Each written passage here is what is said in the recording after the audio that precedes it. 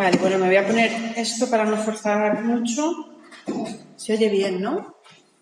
Bueno, pues yo voy a hacer una introducción muy cortita para dejar hablar a Mercedes, que ha venido de bien lejos para contarnos cosas, pero sí que quería hacer dos cosas. Primero, agradecer la organización de este acto, a Delegación y a Economía Alternativa. Segundo, agradecer a Mercedes que haya venido, que ha presentado el libro en muchos sitios, pero que me parece que es especialmente importante que se venga a una facultad de Económicas a presentarlo. Y también me parece muy de celebrar que haya asociaciones de estudiantes que estén facilitando que, aunque sea fuera de horario y aunque sea fuera de los currículums oficiales, estemos por lo menos en un aula hablando de economía feminista.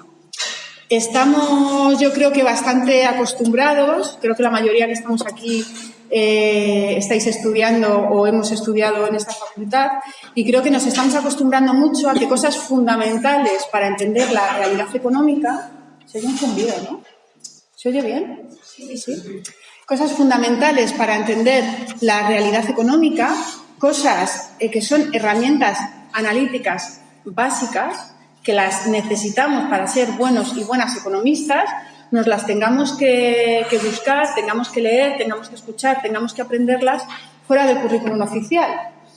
Estamos acostumbrados y, por una parte, pues bueno, está bien que tengamos esa capacidad de construirnos nuestro propio currículum y de encontrar joyas como el libro de Mercedes, pero creo que no deberíamos dejar de señalar la anomalía de que una cosa tan fundamental, ahora voy a explicar por qué digo esto y por qué ya he dicho 5 veces la palabra fundamental en medio minuto que llevo hablando, lo tengamos que estudiar fuera del currículum. Bueno, 4 ideas muy sintéticas en plan titulares, pero para tratar de justificar esta idea de por qué me parece que la economía feminista es una herramienta analítica clave para nuestra formación de economistas. La primera tiene que ver con qué entendemos que es el objeto de estudio de la economía. Y el objeto de estudio de la economía, bueno, ya sabéis que hay distintas definiciones y demás, pero dicho de forma muy genérica y muy amplia, podríamos decir que lo que tratamos de explicar los y las economistas es cómo se reproducen materialmente las sociedades en el tiempo, ¿no? Cómo se organiza una sociedad para reproducirse, para subsistir a lo largo del tiempo. En esa organización sabemos que en una sociedad capitalista media el mercado en un ámbito de esa reproducción, pero cualquier observador, no hace falta ser economista, salta a la vista que también necesitamos movilizar recursos, necesitamos dedicar tiempo en ámbitos que están fuera del mercado para actividades que son absolutamente necesarias para reproducir nuestra vida y para reproducirnos como sociedad. Toda esa actividad, ¿no?, que la podríamos llamar actividad reproductiva, que no pasa por el mercado, pero que es actividad económica, porque es necesaria para reproducirnos como sociedad, queda oculta, queda invisibilizada, olvidada, obviada por el análisis económico tradicional, que comete un gran error, no solo porque olvida una parte de su objeto de estudio, sino porque la parte del objeto de estudio en la que se fija, la que tiene que ver con los mercados, es incapaz de explicarla bien porque no se entiende sin atender a toda esa parte. Cuando estoy hablando de una parte y de la otra, estaríamos hablando de lo que media el mercado y de lo que no media el mercado, ¿no? De lo productivo, de lo reproductivo, de lo que tiene que ver con trabajo en general o de lo que tiene que ver solo con el empleo. Y fijaros, con este primer punto, ¿no?, y esta primera gran crítica a la economía convencional, gran aportación de la economía feminista, yo creo que 2 metáforas que utiliza mucho la economía feminista y que sirven para ilustrarlo. Por un lado, la metáfora del iceberg, no sé si a algunos os suena, y la metáfora también del trabajador champiñón. La economía feminista habla mucho del iceberg precisamente para enfatizar esa idea de que la economía convencional solo ve lo que emerge, ¿no? El iceberg tendría una parte superior que sobresale del agua y que se ve muy bien. Sería toda la economía que tiene que ver con los mercados, que tiene que ver con el empleo, que está monetarizada, en la que se fija la economía convencional. Sin embargo, la economía feminista nos vendría a decir que hay una cantidad ingente de tiempo, de trabajo y de actividad económica que no pasa por el mercado, pero que está debajo y que hay que estudiar. Me parece interesante la metáfora del iceberg por 3 cosas, ¿no? Primero, porque la parte de abajo, todo lo que tendría que ver con lo reproductivo, con el trabajo de cuidados, es grande, ¿vale? De hecho, los estudios verifican que implica más horas de trabajo que el empleo, que la parte productiva es grande, está oculta, no la vemos y además es la que sostiene a la parte de arriba, ¿vale? Está debajo, haciendo de base y por tanto posibilitando que todo lo que pasa en los mercados tenga lugar, que sería imposible sin esa base reproductiva. Fijaros, esta idea de dependencia, o sea, de que la parte de abajo está olvidada, no solo no se paga, sino que no se nombra, no se visibiliza, pero que sin embargo está sosteniendo, la refuerza muy bien esa otra metáfora del trabajador champiñón, ¿no? La economía feminista habla del trabajador champiñón cuando se refiere a cómo el capital trata al factor trabajo y cómo piensa en el empleo y el trabajo productivo, el trabajo que paga al trabajador, el trabajo productivo en términos de rentabilidad económica, como si el trabajador fuera un champiñón que aparece misteriosamente criado, vestido, lavado, instruido y preparado para trabajar y desaparece cuando acaba la jornada laboral. Sin embargo, para que ese trabajador pueda ser rentable y pueda ser productivo, hace falta invertir tiempo, trabajo, recursos, incluso dinero si lo queremos monetizar, y toda esa parte el capital la obvia, ¿no? La ignora. Y en el fondo podríamos decir que el capital pues la está robando, ¿no? Es un trabajo necesario para el empleo y para el trabajo por el que él sí paga un salario, pero del que no se responsabiliza. Yo creo que esa idea del trabajo champiñón y del iceberg son muy buenas. Segunda pregunta fundamental que nos tendríamos que hacer los economistas y que la economía convencional es incapaz de contestar. ¿Cómo nos organizamos las sociedades precisamente para atender todo ese trabajo de cuidados, eso que queda oculto en la parte de abajo del iceberg? A los economistas y a las economistas esto en general les da igual y, como os decía, es algo que es necesario estudiar, ¿no? Lo que en economía feminista llamamos, bueno, y en sociología y en otras disciplinas que sí lo estudian, los regímenes de bienestar, ¿no? Cómo se organizan entre el mercado, el Estado y se suele decir las familias, cuando decimos las familias son las mujeres, para sacar adelante todo ese trabajo necesario para que la vida tenga lugar, para que incluso el mercado laboral pueda funcionar. Decía, todo esto la economía no lo estudia y, sin embargo, es clave no solo porque tenga importancia en sí misma, sino porque si no, no se entiende, por ejemplo, lo que está pasando en los mercados laborales. ¿Vale? O sea, ni siquiera su parte del iceberg se entiende sin saber qué es lo que está pasando debajo y cómo las sociedades nos estamos encargando, qué parte vía servicios públicos, qué parte vía demanda monetizada, es decir, vía mercado, y qué parte vía trabajo no pagado, invisible de las mujeres en los ámbitos familiares. Todo eso se ignora. En tercer lugar, tenemos que tener en cuenta, cuando incorporamos toda esa dimensión que está oculta, que es que para entender las sociedades actuales, para entender cómo funciona el capitalismo realmente existente, necesitamos comprender que está operando la división sexual del trabajo, ¿no? O sea, es como un principio básico de nuestra organización social, un principio básico de nuestra organización social y, sin embargo, podemos acabar licenciaturas, grados, incluso posgrados, sin haber escuchado nunca la expresión división sexual del trabajo. La división sexual del trabajo explica quién se encarga de qué en nuestra sociedad, qué trabajos realizan qué personas y cómo se recompensan, ¿no? Y sin ellos es imposible explicar cómo funcionamos. El hecho de que vivamos inmersos en una crisis de cuidados actualmente, de que tanto la atención a la infancia como la atención a la dependencia, tanto de personas mayores como de personas enfermas, esté en crisis, como sociedades avanzadas, desarrolladas que somos incapaces de satisfacer esas demandas, no solo que es un problema en sí mismo por el hecho de que estamos dejando a parte de la población desatendida, sino que genera problemas económicos, sociales, incluso de violencia enormes a las mujeres, que somos la parte que suplimos todo ese trabajo de cuidados que desde el punto de vista social no estamos siendo capaces de satisfacer. Y con esto llego a la última idea que quería comentar y ya dejo paso a Mercedes y a que hable de su libro.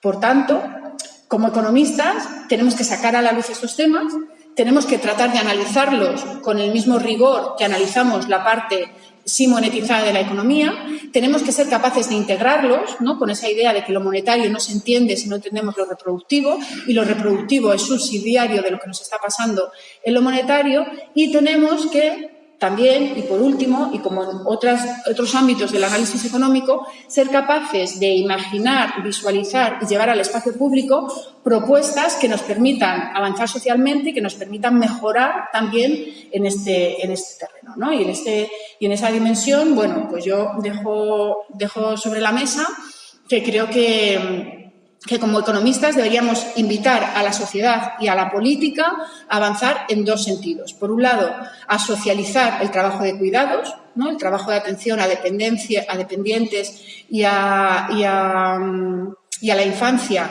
no puede ser un asunto privado, hay que avanzar en su socialización y, en particular, los servicios públicos tienen que ser mucho más importantes de lo que son. Y, en segundo lugar, dentro del trabajo de cuidados que como sociedad decidamos que queremos que se lleve a cabo en el ámbito privado, en el ámbito de los hogares, tenemos que avanzar en su corresponsabilidad, es decir, en su reparto entre mujeres y hombres, porque esa división sexual del trabajo que hace que nosotras nos especialicemos en llevarlo a cabo tiene lastres enormes en nuestra dependencia económica y con repercusiones, como he dicho antes, sociales de todo tipo. Entonces, bueno, un poco la idea de que se nos está quedando fuera una cosa fundamental, sin la cual no entendemos casi nada de lo que está pasando en la economía. Desde ese punto de vista, pues un poco de malas noticias y desalentador con respecto a la utilidad de nuestros programas de estudio. Sin embargo, y por terminar un poco feliz, hay que decir que aunque sea fuera de la academia o fuera de nuestra facultad, cada vez se investiga y se avanza más en estos temas, tanto en el ámbito de la investigación como en el de la divulgación, y justo para eso tenemos hoy aquí a Mercedes, que además avanza en los dos terrenos, ¿no? Y nos va a presentar un libro, pero también creo que llevas un blog desde el cual hacéis mucha divulgación, con lo cual, pues, afortunadamente hay mucha vida para la economía feminista, aunque sea fuera de la academia. Gracias.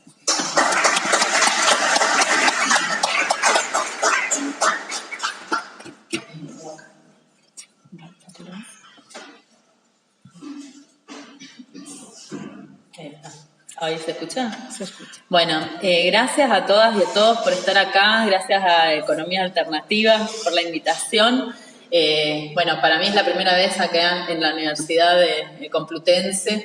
Hoy estoy paseando con Jorge Fonseca, que es profesor de algunos de ustedes, me imagino. Estuvimos pasando y recorriendo esos pasillos. Para mí es muy interesante también estar en una universidad así como esta que tiene desde Argentina, que siempre nos la mencionan como una gran referencia, una universidad importante en la producción del conocimiento científico en Europa. Entonces, para mí es muy lindo estar acá y quiero que sepan ustedes y se sientan orgullosos también de la educación que están recibiendo, a pesar de las críticas que vamos a hacer a los programas de estudio de las carreras de economía, ¿no? Cuando hablaba Viviana, yo me sentí muy identificada. Yo soy economista, soy doctora en economía, me recibí en la Universidad de Buenos Aires y también nos pasa algo similar con los planes de estudio. En general, el plan de estudios de la carrera de economía, primero ya tiene un recorte en el nombre, ¿no? Antes, en la década de los 70, previo a la dictadura militar en mi país, la carrera de economía se llamaba economía política. Luego de la dictadura hubo un cambio de planes y se empezó a llamar economía. Pero ese cambio en el nombre no es un cambio caprichoso nada más, sino que tiene que ver con el cambio en el contenido de lo que se estudia acerca de la economía. Los programas desde entonces y hasta el día de hoy son programas ortodoxos, nosotros también le decimos neoliberales, en los cuales, por supuesto, el objeto de estudio y lo que estudia un economista es, como decía recién Viviana, lo que acontece en el mercado. Entonces, nosotros en Argentina, que somos expertos en crisis, ¿no?, y que ahora estamos viviendo una nueva, estudiamos, estamos como locos. Hoy si ustedes abren un diario en la Argentina van a ver que están hablando del dólar, del tipo de cambio, de si cayeron o subieron las exportaciones, están hablando de la inflación, ¿sí? Son los temas que hoy obviamente perturban y llaman la atención porque son los que afectan a la vida cotidiana de las personas, pero son todos fenómenos que tienen que ver con el precio. Son todos fenómenos que pasan por el mercado.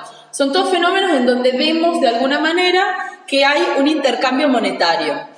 Mientras que, como recién mencionaba Viviana, hay un montón de otras cosas que se ven afectadas en la vida cotidiana frente a una crisis que no pasan por el mercado y de las cuales nosotros no tenemos registro siquiera. Y tienen que ver con estos trabajos de cuidado que ella mencionaba, que yo voy a retomar en un ratito. Pero volviendo a lo del objeto de estudio de la economía, yo estudié toda la carrera de economía y después el doctorado en economía. Ustedes, acá debe haber bastantes estudiantes de economía, otros de política, me imagino, pero deben saber que Adam Smith es considerado como el padre de la economía, con un libro así de gordo que se llama Acerca de la naturaleza y la causa de la riqueza de las naciones, que se publica en 1776, y que es el primer libro que está mirando a la sociedad capitalista que está naciendo en ese momento. Es incluso, fíjense, empezaron recién las revoluciones industriales, están empezando. Es todavía un capitalismo muy primitivo y lo que empieza a ver Adam Smith es que las relaciones productivas, esto que mencionaba Viviana hace un ratito, empiezan a tomar otra forma. Y empiezan a tomar otra forma quiere decir los y las trabajadoras ahora no trabajan en un lugar porque les tocó nacer campesino o porque les tocó nacer rey o porque les tocó nacer nobleza, sino que ahora tienen un trabajo que está intercambiado por un salario y que ese trabajo tiene que ver con una condición que se da a partir de la Revolución Francesa y a partir de la expulsión de los campesinos de las tierras feudales y que tiene que ver con un traspaso de los individuos a tener libertades, entre comillas, libertades que son interpretadas como libertades de mercado, libertades de comprar y vender. No me quiero extender en historia del pensamiento económico, solo le quería comentar con este ejemplo que Adam Smith, en ese libro que tiene más de 700 páginas, le dedica al menos 100 a hablar de qué es el trabajo, ¿no? Pero lo extraño es que para él el trabajo es solamente aquel trabajo que recibe un salario, es decir, es el trabajo asalariado. Y entonces hay una periodista económica que se llama Catherine Marsal, que es sueca, que sacó un libro hace 5 años y titula su libro ¿Quién le preparaba la cena a Adam Smith? ¿No? Entonces nosotros podríamos hacernos esa pregunta. ¿Quién le preparaba la cena a Adam Smith? ¿Y por qué Adam Smith, en todas estas larguísimas páginas que escribe acerca del trabajo, jamás menciona ninguno de esos trabajos que se hacen a espaldas del mercado, digamos, que hacen al interior de los hogares? Adam Smith, no sé si ustedes sabrán, en la portada de su libro tiene una peluca blanca, como se usaba en esa época. Es un hombre que vivió toda su vida con su madre, ¿no? Y esto lo digo porque si hubiese sido una mujer hubiesen dicho solterona, no tuvo hijos, nunca se casó, seguramente era muy fea, ¿no? Cosas que dicen de las mujeres que no cumplen con el mandato de la maternidad. Pero Adam Smith nunca fue padre, fue un solterón, vivió toda la vida con su madre, que le preparaba no solamente la cena, sino también las sábanas, la ropa, iba y compraba seguramente sus alimentos, lo esperaba mientras él escribía, seguramente le compraba también papel y plumas para que escriba sus grandes escritos, que escribió muchísimas cosas a Adam Smith. Y entonces Catherine Marsal con esta pregunta de alguna manera está poniendo en cuestión el eje de la discusión de la economía política como tal, que no es solamente Adam Smith, porque uno lee las críticas de David Ricardo y lee a Karl Marx y tampoco reparan en estos trabajos que sean a espalda del mercado. Uno lee Keynes, tampoco está esto presente. Uno lee incluso autores más recientes como Thomas Piketty, que sacó un libro hace 4 años que fue bestseller en todo el mundo, o lee Paul Krugman, o Stiglitz, o el economista favorito de ustedes. Fíjense que además son todos varones, ¿no? Y esto no aparece. No aparecen esos trabajos que se realizan cotidianamente y que tienen que ver con estos trabajos que decía Viviana son reproductivos. Y son reproductivos, y pareciera además que son reproductivos y que por algún motivo de la naturaleza humana, las mujeres vinimos con un chip que nos permite ser mejores cuidando niños, ser mejores limpiando las ollas de las cacerolas, los baños, limpiando los pisos, planchando las camisas, ¿no? Pareciera que las mujeres, por alguna cuestión de la naturaleza humana, vinieran mejor preparadas para realizar las tareas domésticas y de cuidados que se realizan cotidianamente en los hogares y sin ningún tipo de remuneración ni valoración social. Pareciera como que hay duendes durante la madrugada que preparan todas estas cosas, que levantan a los niños, que lo visten, le cambian los pañales, lo llevan a la escuela, etcétera, y que todo eso no lleva tiempo y no es productivo, porque no entra en lo que la economía decide que es productivo y que tiene que tener una remuneración. Y entonces ahí es donde la economía feminista de algún modo abre un capítulo nuevo en la discusión económica, porque lo que trata de traer la economía feminista es al centro de la escena, poner sobre la mesa que estos trabajos son realmente trabajos que hacen que la sociedad se pueda sostener. Imagínense ustedes un solo día sin que ustedes mismos, sus mamás o quien sea que haga estas tareas en su hogar, dejara de planchar, ordenar, cocinar, ir al supermercado, cambiar pañales, cuidar a alguna abuelita o algún abuelito que está enfermo. Imagínense lo que sería.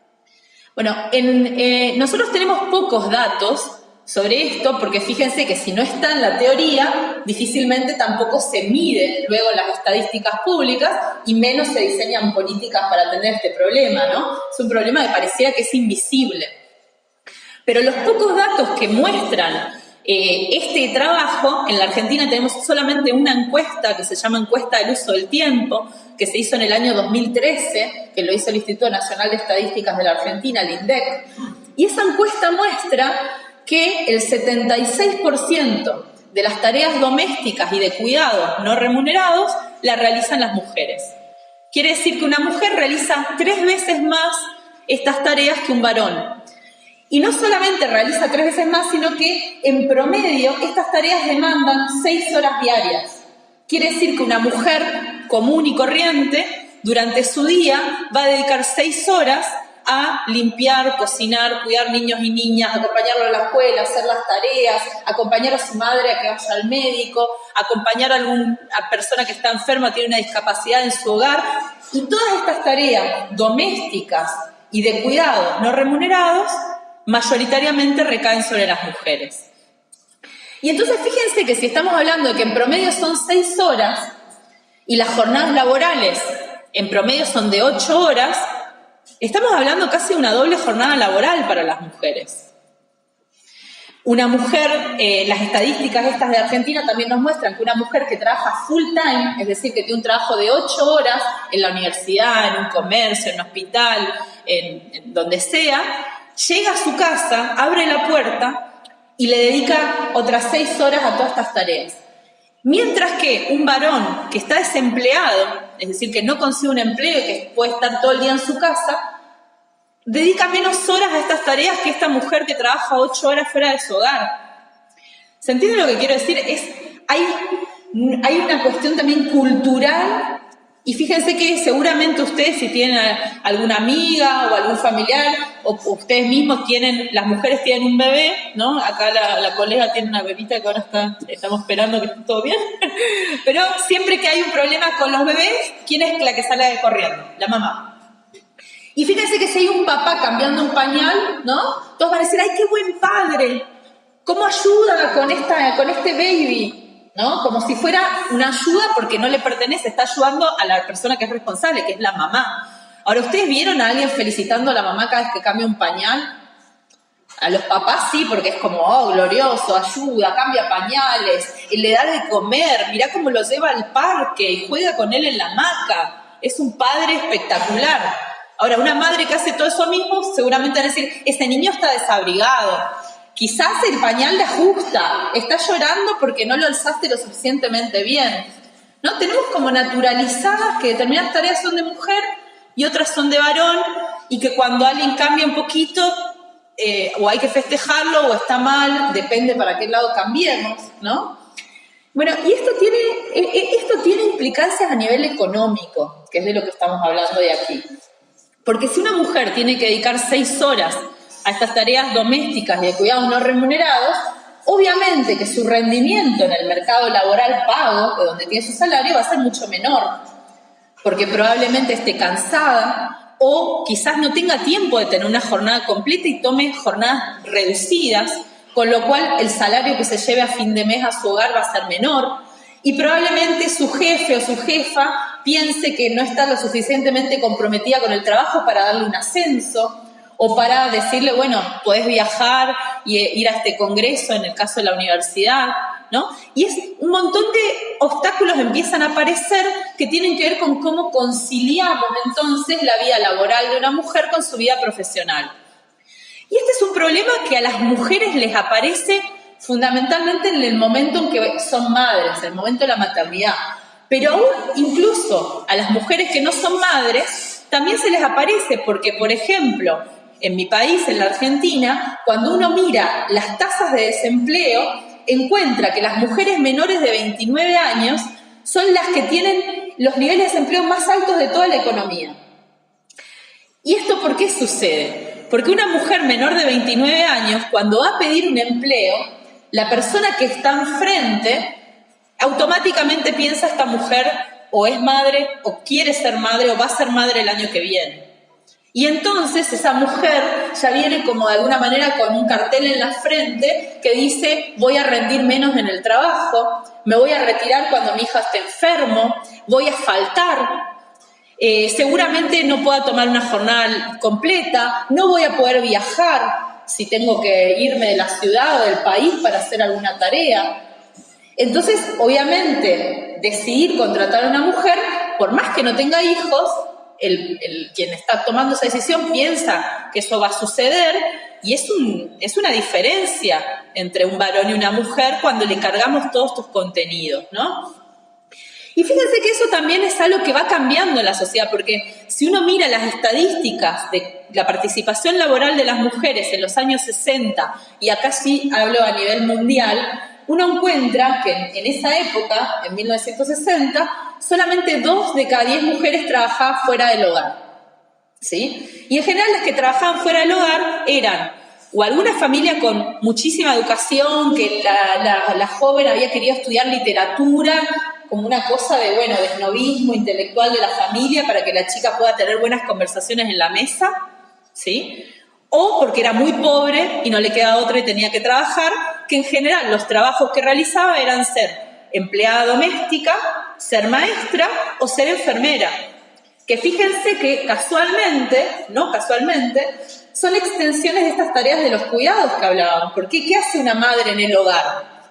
Tareas domésticas, cuida a personas que están enfermas y enseña a los niños pequeños a hacer las tareas, las labores, etc. Entonces, fíjense que lo que hacían las mujeres en los años 60 cuando trabajaban era esto. Hoy, a nivel mundial, son 7 de cada 10 las mujeres que trabajan fuera del hogar, es decir, que forman parte de la fuerza laboral. En la Argentina, si nosotros miramos a qué se dedican las mujeres, si a ustedes les llega una planilla de información, de datos, así, y miran qué son los trabajos que las mujeres realizan, encuentran que el 18% de las mujeres trabajadoras hoy en Argentina trabaja de empleada doméstica. Y le siguen maestra y enfermera. Es decir, de alguna manera seguimos haciendo las tareas de cuidado ahora de manera remunerada. ¿Y por qué se da este traspaso? ¿De por qué las mujeres entran al mercado laboral pago? En la Argentina, por ejemplo, no es porque las mujeres están empoderadas por la lucha feminista, sino que es porque en los años 90 en la Argentina hay una gran, está el neoliberalismo gobernando, en ese momento era Carlos Menem el presidente, con políticas neoliberales muy activas, y eso va flexibilizando el mercado laboral y empieza a haber grandes índices de desempleo. Y como la mayoría de los trabajadores eran varones, los que se quedan desempleados son los varones. Quiere decir que en los hogares se pierde un ingreso. Entonces las mujeres se ven forzadas a salir a trabajar para aumentar los ingresos de la familia.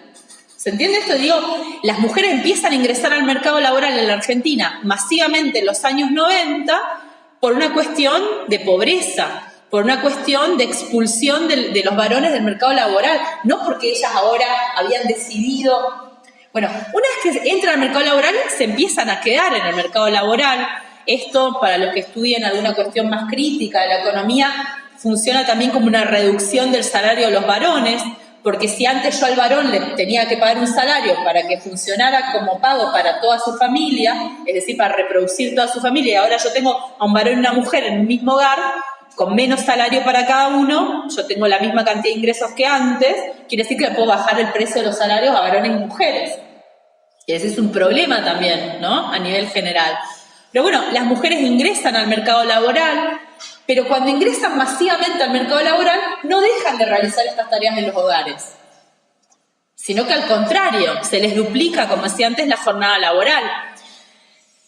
Podría extenderme mucho de este punto, pero para avanzar un poquito más, ¿no? Entonces, ¿qué queremos decir con esto? Que cuando hablamos de este trabajo, de quién le hacía la cena a Adam Smith, del trabajo doméstico y de cuidados no remunerados, cuando hablamos de traerlo a la escena, no es simplemente un capricho que nos molesta planchar las sábanas o cuidar a los niños, porque seguramente nos gusta un montón cuidar a nuestros hijos y cuidar a nuestros familiares y estar en nuestro hogar cocinando una rica cena, sino que el problema es cuando esto se pone como si fuera un mandato de las mujeres y cuando además a muchísimas mujeres les impide ingresar al mercado laboral, tener un salario, desarrollarse, poder tener una carrera profesional, artística, deportiva, creativa, lo que sea. Y esto sobre todo es un problema para las mujeres más pobres, porque las mujeres de medianos y altos ingresos, sobre todo en países latinoamericanos, como el que yo vengo, lo que suelen hacer es contratar en general a otra mujer que se ocupa de esas tareas en sus hogares, a una empleada doméstica, ¿no? Y entonces esas empleadas domésticas además en general son mujeres de poca calificación laboral, son mujeres migrantes, son mujeres negras, son mujeres que quizás no tuvieron la oportunidad de ir a la escuela. En general son mujeres que tienen muchos hijos también y que tienen que, entonces, se ven obligadas a trabajar cuidando a hijos de otras personas y dejando los propios al cuidado de sus hijas menores en general o de alguien en sus barrios o en sus comunidades. Entonces ahí tenemos otro problema adicional, que es que para que algunas familias o mujeres de mediano y altos ingresos se desarrollen, necesitamos trabajadoras mal pagas, con trabajos precarios, en general muy pobres. Y esto replica la desigualdad, porque si hay uno de los temas que le llama la atención a Adam Smith, a Keynes, a Marx, a Piketty, etcétera, es la desigualdad, ¿no? En la economía uno de los tópicos centrales es la desigualdad. Entonces lo que nosotros decimos como economistas feministas es que para entender la desigualdad también tenemos que entender que la desigualdad está atravesada por el género, que la desigualdad también se amplifica cuando nosotros miramos cuál es el rol que tienen las mujeres dentro del sistema productivo. Y si nosotros entendemos que este rol que asumimos en los trabajos reproductivos significa también un obstáculo para trabajar en el mercado laboral, podemos entender cuáles son también las soluciones. Por ejemplo, una mejor redistribución de los cuidados entre varones y mujeres, pero también entre las familias, el Estado, las comunidades. Podemos pensar también en licencias de paternidad y de maternidad. En mi país, por ponerles un ejemplo, las mamás tienen 3 meses de licencia cuando tienen un bebé y los papás tienen tan solo 2 días. Imagínense qué tareas puede desarrollar una persona solamente 2 días de licencia. Quiere decir que el Estado ya está pensando que la única persona responsable de los cuidados de los niños y niñas pequeños es una mujer. También podríamos pensar en mayor provisión de sistemas de cuidados para las personas adultas y mayores que tienen algún problema o que tienen alguna enfermedad. Y eso también tiene que ver con, como decimos, en economías en donde las cosas no funcionan todo bien, como por ejemplo aquí tuvieron las medidas de la austeridad en España que afectaron la provisión de servicios públicos y que por ejemplo hubo recortes en el área de salud, de educación.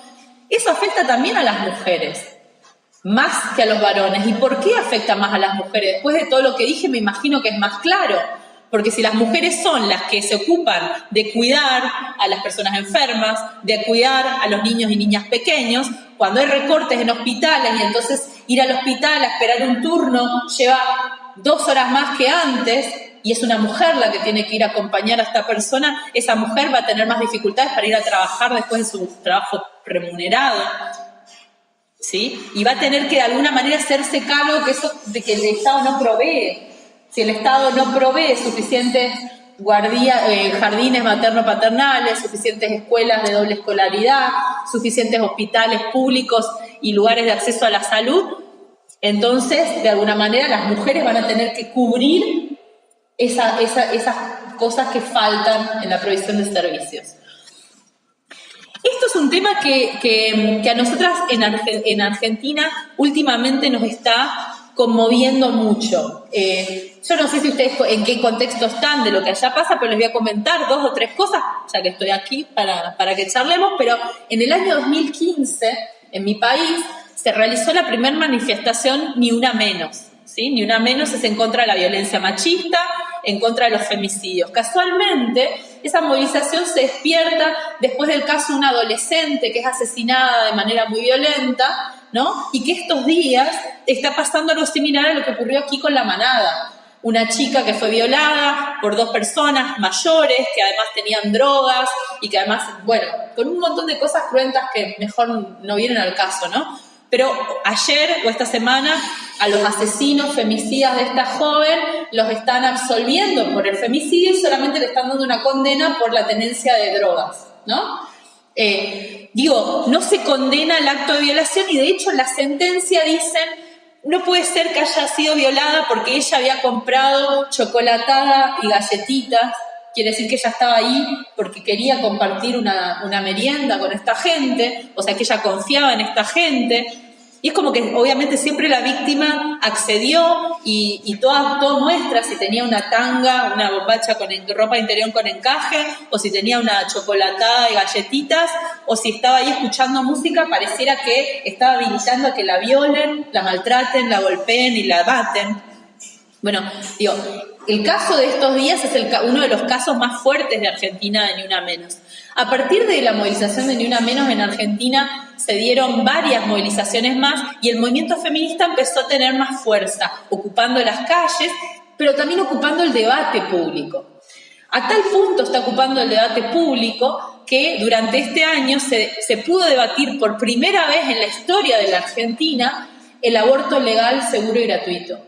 Yo no sé si ustedes saben, pero en toda América Latina el aborto es legal solamente en 2 países, en Uruguay y en Cuba. En el resto de los países latinoamericanos, las mujeres que deciden que no quieren tener un hijo tienen que recurrir a abortos clandestinos. Abortos clandestinos en donde, por supuesto, corren mucho peligro su salud y su vida. Hay muchas mujeres que mueren en estos abortos clandestinos. Por primera vez en mi país pudimos discutir este año y tuvimos desde marzo hasta agosto una discusión larguísima en el Congreso de la Nación en la que participaron 800 personas, imagínense 800 personas, médicos, abogados, especialistas de la salud de todo tipo, funcionarios públicos, diputadas, diputados, de todo, durante meses 800 personas hablando a favor y también en contra de que se legalizara el aborto. Se votó en la Cámara de Diputados y se aprobó, luego llegó a la Cámara de Senadores y se votó en contra, con lo cual perdimos esa batalla, digamos, y hoy en la Argentina el aborto sigue siendo ilegal, es decir, las mujeres siguen siendo condenadas a hacer abortos clandestinos. Se estima que por año alrededor de 500.000 de mujeres tienen que realizarse abortos clandestinos, que además son muy caros y que entonces también aparece una cuestión económica, porque las mujeres pobres, fíjense, este es un ejemplo muy concreto, 2 semanas después de que se votaran contra los abortos los abortos legales en la Argentina, una mujer murió porque intentó hacerse un aborto con perejil. ¿Saben lo que es el perejil, no? Con una ramita de perejil, murió de una infección. Esos son los abortos a los que acceden las mujeres pobres. Las mujeres pobres usan métodos que obviamente no sirven, que tienen que ver con mitologías y con replicar ideas porque no hay acceso a la educación sexual, porque no hay acceso a la salud, a un hospital. Y fue horrible, porque imagínense, después de una lucha tan fuerte, que una mujer acabe muerta por un aborto con un perejil, por intentar un aborto con un perejil, es la muestra más clara de la situación en la que están las mujeres a lo largo de gran parte de Latinoamérica. Entonces, pero al margen de esta derrota, que nosotras igual vamos a seguir peleando por este derecho sexual y reproductivo, el movimiento feminista se ha consolidado como un movimiento muy fuerte.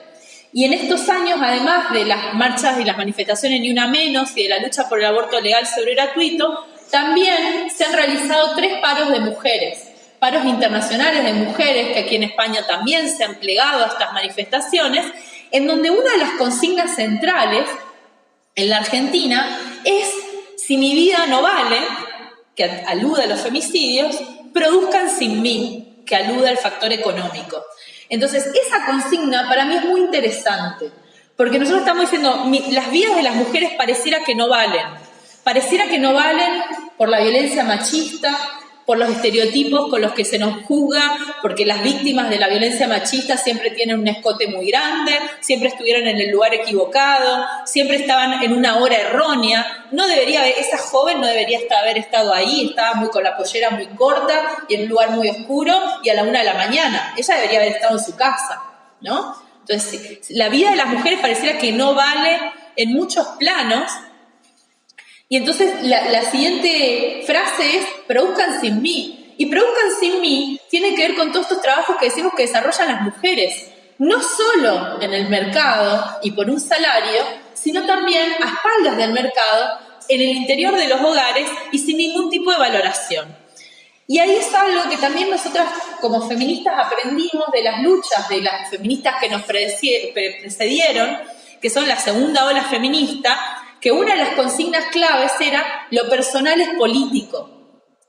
Porque todo eso que pareciera que sea en el ámbito privado, de la familia, y como una decisión mía, personal, en realidad es político. Que haya una mujer que está todo el día lavando los platos, cocinando, cuidando a los niños, cambiando pañales, no sé qué, no es solo una decisión personal. En algunos casos lo es, pero en muchos casos no hay otra alternativa. Y si no hay otra alternativa, es porque socialmente no hemos construido esas alternativas. O no hemos podido ver que eso necesita una alternativa. Y entonces ahí es donde de alguna manera tenemos que entender que lo personal es político y que todo eso que ocurre al interior de los hogares, al interior de la familia, en esas decisiones tan tontas como ¿qué me pongo para salir a bailar?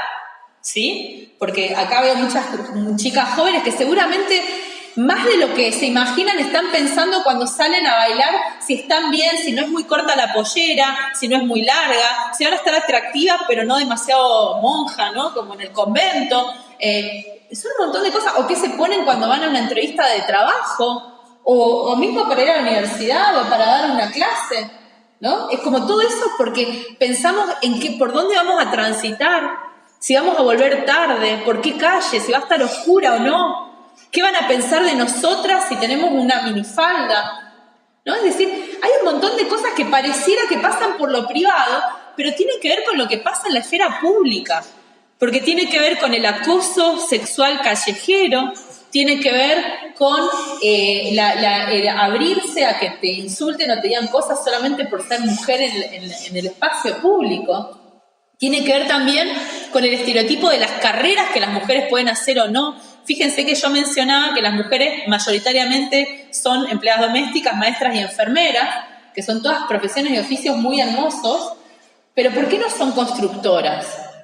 ¿O por qué hay tan pocas mujeres constructoras? Y con esto quiero terminar. Fíjense que no solamente hay pocas mujeres constructoras o ingenieras, sino que hay pocas mujeres presidentas. En toda América Latina, en la historia de América Latina, en toda la historia de América Latina, hubo solamente 10 mujeres presidentas. No formamos ni un equipo de fútbol, ¿no? 10 mujeres presidentas. La primera vez que hubo 4 mujeres presidentas al mismo tiempo en el poder en América Latina fue en el año 2014, hace 4 años, donde convivieron en el poder Dilma Rousseff en Brasil, Cristina Fernández de Kirchner en Argentina, Laura Chinchilla en Costa Rica y Michelle Bachelet en Chile. Fue la única vez que América Latina tuvo 4 mujeres presidentas al mismo tiempo. Y hoy, 2018, no hay ninguna. No solo en América Latina, tampoco hay en Canadá ni en Estados Unidos. Es decir, en toda América, salvo en las islas del Caribe, que hay alguna que tiene gobernadora general, que son cargos diferentes, pero que hay algunas mujeres ahí. En América continental, por decirlo de alguna manera, no hay mujeres presidentas. En el mundo, hoy, contando Europa, África, Oceanía, todo, hay 20 mujeres que ocupan el cargo de primeras ministras, cancilleras o presidentas. Hasta nos cuesta pronunciar la palabra presidenta, parece que estamos hablando mal. Hay 20, estamos en 2018. Entonces ahí también vale la pena preguntarse, ¿por qué las mujeres no acceden a cargos jerárquicos? ¿Por qué las mujeres no acceden a gobernar sus provincias, sus municipios, sus países? Incluso si uno mira las 500 empresas más grandes del planeta que cotizan en bolsa, que aparecen en Wall Street, que seguramente en alguna materia financiera ustedes habrán estudiado, solamente el 4% de ellas es dirigida por una mujer. Entonces quiere decir que acá algo está pasando. Las mujeres no acceden a cargos jerárquicos en las empresas, no acceden a cargos de poder en los gobiernos, tampoco en las estructuras científicas. En general las mujeres son mayoría entre las aulas en los estudiantes, pero cuando hay que dirigir una academia, un instituto o algún proyecto de investigación, hay menos. Y entonces, nosotros, por ejemplo, en la Argentina tuvimos en la historia de mi país solamente 16 mujeres ministras en el gabinete de ministros, 16 en total. Entonces, ahí hay un problema también, y ahí nosotros decimos que gran parte de ese problema también lo podemos responder desde la economía. Porque si las mujeres no tienen tiempo para ir a su reunión con la militancia, el activismo estudiantil, no tienen tiempo de juntarse con su sindicato, no tienen tiempo de ir a las reuniones políticas porque están realizando estas tareas domésticas y de cuidados no remunerados, bueno, entonces ahí también tenemos algo para explicarnos, ¿no? Si además las mujeres que acceden a cargos de estructuras jerárquicas, por ejemplo, en la Argentina, siempre que hay una mujer haciendo campaña política, candidateándose a alguna gobernación o algún cargo en el Congreso, la primera pregunta que le hacen es, ¿y cómo te arreglás con tus niños? ¿No? A un varón jamás le preguntan eso. Pareciera que es una madre abandónica que pone en prioridad su propia vida y no la de su familia porque se decide hacer política, y ese es un espacio que pareciera también estar reducido para los varones. Pareciera que entonces el ámbito de lo privado y de los hogares y de todo lo que sucede adentro, las mujeres somos las gobernadoras y administradoras del hogar y los varones están en el ámbito de lo público. Y eso, fíjense que yo cuando lo digo así, hay veces que seguramente ustedes que son jóvenes pueden mirar raro, pero si ustedes miran sus familias, cómo está compuesta y quiénes se ocupan de cada tarea en su hogar, seguramente no les resultará raro lo que estoy diciendo. Y si ustedes piensan en sus madres, amigas, tías, abuelas, ¿algún papá dejó de trabajar para quedarse a cuidar a su familia? ¿En las familias que ustedes conocen? ¿Y cuántas mamás dejaron su carrera al menos unos años para quedarse en su hogar? Y durante esos años dejaron de acumular líneas en el currículum, y dejaron de formarse y de estudiar, o dejaron de hacer una segunda carrera. En Argentina también hay otro caso que es el de las madres adolescentes. Argentina tiene una de las tasas más altas de embarazo adolescente, y esos embarazos adolescentes hacen que muchas jóvenes no puedan después seguir sus estudios, terminar la escuela secundaria o ir a la universidad. Y eso ya les pone un montón de obstáculos después para conseguir buenos trabajos. Entonces, digo, acá tenemos un montón de cosas, y espero no haberlas mareado, pero de alguna manera lo que trae la economía feminista, como decíamos al principio y como bien organizó y expuso Viviana, es sacar lo que está de fondo del mercado y que la economía política se niega a ver porque no tiene un precio, y empezar a cambiar qué es lo que nosotros valoramos de nuestra organización social y productiva, e incorporar una nueva dimensión. Incorporar una nueva dimensión teórica, de análisis cuantitativo y metodológico, y también para el diseño, no solo de políticas públicas, sino también de nuestros reclamos como estudiantes, como docentes, investigadoras, como trabajadores y trabajadoras, como reclamos, qué es lo que pedimos cuando reclamamos algo.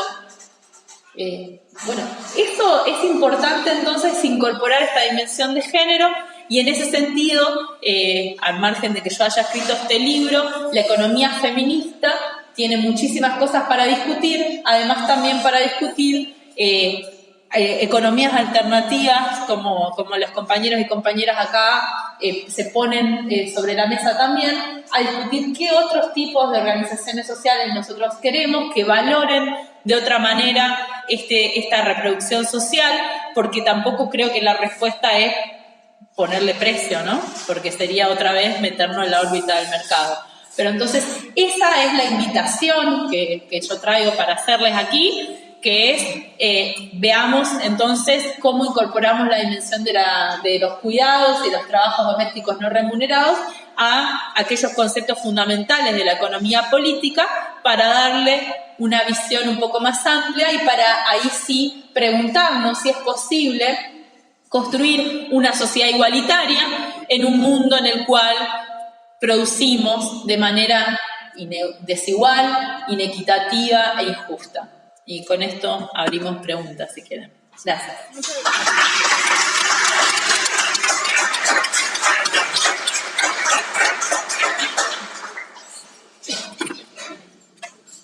Bueno, primeramente quisiera agradecerles por sus exposiciones, y ahora tenemos el turno de preguntas y respuestas. Si tengo alguna pregunta, por favor levanten la mano y me acercaré al micrófono.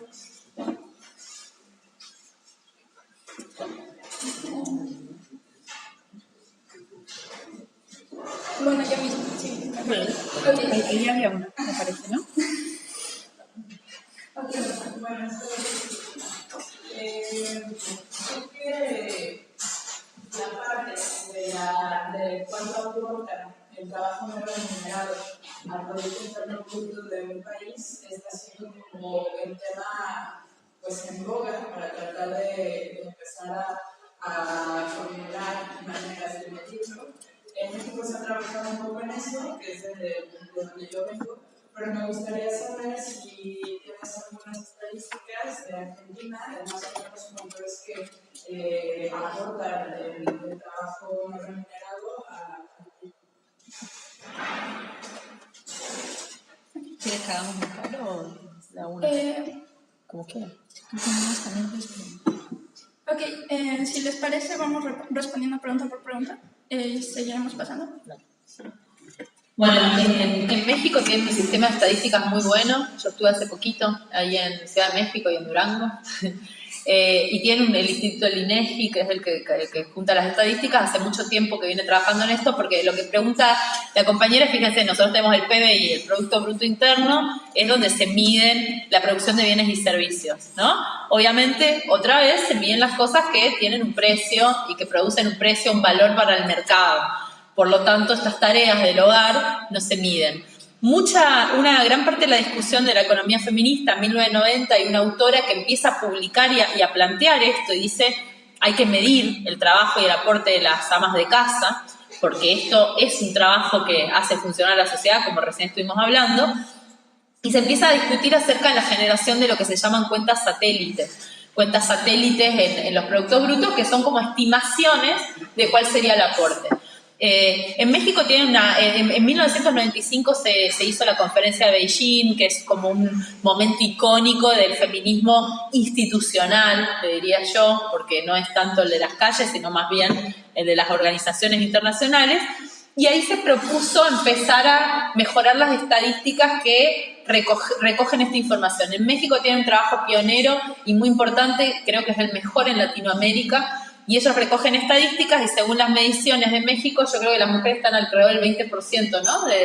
Si nosotras valoráramos, por ejemplo, le pusiéramos un precio, entre comillas, a las tareas que hace una mujer cuando cuida a los niños, que es lo que haría una, no sé, nosotros le decimos niñera, no sé si aquí es lo mismo, una cuidadora, ¿no? Que nosotros podemos contratar a una cuidadora y pagarle, sin embargo, en general lo hacemos sin ninguna remuneración. Si valoráramos todas esas actividades, en México es alrededor del 20% del PBI significaría. En la Argentina se hicieron algunas estimaciones, pero muy de organizaciones civiles, no a nivel estatal, no a nivel, el Instituto de Estadísticas no lo hizo, pero las que sí hay, que son estimaciones más armadas por organizaciones civiles, arrojan alrededor de un 18%. Ese 18% significa que si nosotros miráramos cuáles son las principales producciones que tiene la Argentina, sería el primero. La producción de los servicios de cuidado sería la primera producción y le seguiría la industria del comercio. ¿Se entiende? Quiere decir que es a tal punto la producción que realizan las mujeres que sería lo que potenciaría la producción y el PBI. Entonces, no hay estadísticas oficiales, lo que hay son estudios de particulares, este que mencionas de un economista que se llama Ariel Korenberg, él es el único que ha hecho un ejercicio de este tipo y en general es una discusión dentro de la economía feminista en la Argentina de hace mucho tiempo, impulsada por varias colegas, Corina Rodríguez Enrique, Valeria Esquivel, muchas colegas que vienen trabajando sobre cómo incorporar estas estadísticas con perspectiva de género en las estadísticas públicas, pero sin mucho éxito por el momento.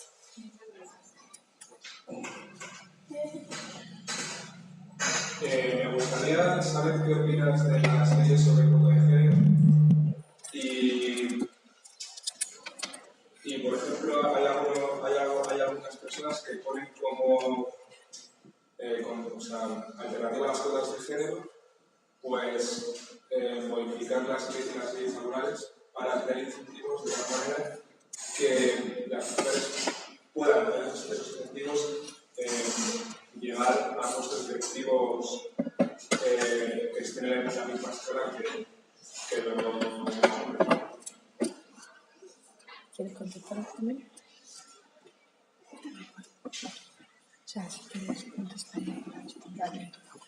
Bueno, con respecto a las cuotas de género, yo les decía, ¿no? En toda la historia de América Latina hubo solamente 10 mujeres presidentas. A nivel internacional, cuando uno mira los datos de la participación política de las mujeres en los parlamentos, el promedio mundial da que ellas ocupan el 23% de las bancas de los congresos y parlamentos a nivel internacional. Como decíamos, mujeres presidentas hoy son menos del 10%, ¿no? Del total de los países. En ese contexto, digamos que la mano invisible del mercado, como le gusta decir a la economía, no está funcionando para que las mujeres lleguen a cargos altos. En Argentina se implementaron cuotas de género en el Congreso de la Nación en el año 1991. En 1991 se implementó una cuota del 30%, que quiere decir que cuando una lista de candidatos y candidatas va a elecciones, el 30% de los cargos tienen que estar ocupados por mujeres. El año pasado, en el año 2017, bueno, primero que esto tuvo un resultado visible. Las mujeres pasaron de representar el 4% de las bancas a el 21% en el primer año porque no llegaban a cumplir el cupo y hasta el año pasado eran el 36%, ¿sí? Pero el movimiento feminista ya decretó que eso era un techo más que un piso porque de alguna manera se había estancado la participación de las mujeres y nunca se había llegado a una paridad, a una igualdad. Entonces el año pasado se discutió por poner una cuota 50-50. Quiere decir que la mitad de las personas que dan una lista tienen que ser mujeres y la otra mitad varones. Y además tienen que ir intercalados, un varón y una mujer. Y si una mujer renuncia, tienen que reemplazarlo por otra mujer.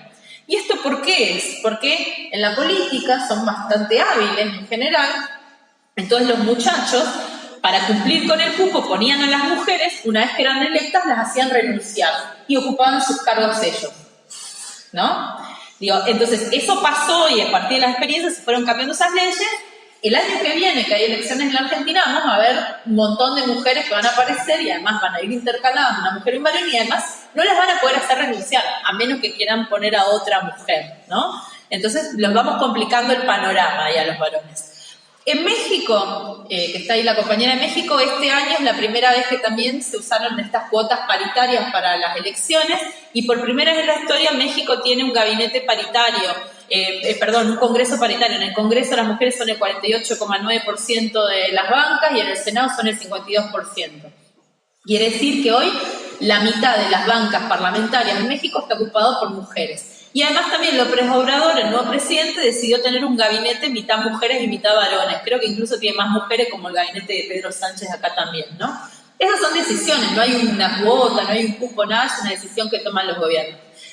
Yo estuve hace poco en México, estuve hablando con compañeras que trabajan en organizaciones civiles, que estuvieron haciendo un observatorio de las elecciones, mirando la violencia que reciben las mujeres en el marco de sus campañas. Y una de las principales formas de violencia es decirles que ellas están ocupando ese lugar en la lista solamente por la cuota, que ellas no están preparadas, que no tienen capacidad para gobernar y que si las eligieron ahí solamente por la cuota o porque son la novia, la prima, la tía, la amiga o porque son la amante de alguien o porque tienen un muy buen cuerpo y entonces la pueden poner ahí para mostrarlas porque va a traer votos o por trayectoria a nadie, obviamente, ninguna mujer de ahí tiene trayectoria.